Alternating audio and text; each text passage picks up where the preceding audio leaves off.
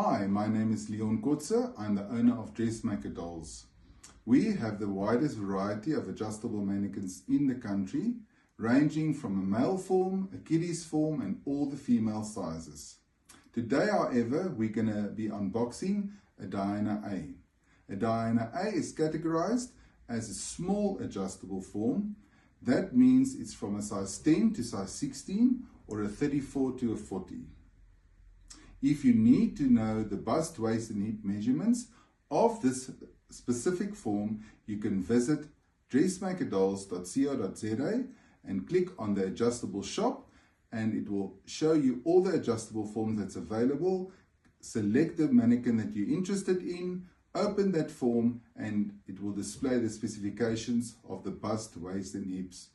Rather use your bust, waist and hip measurement when deciding on an adjustable form.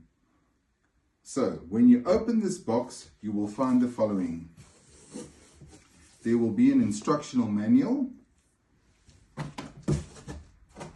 There will be a stand with a hem marker. The 4 blades that will be inserted at the base of the stand. And lastly, you will find the adjustable form.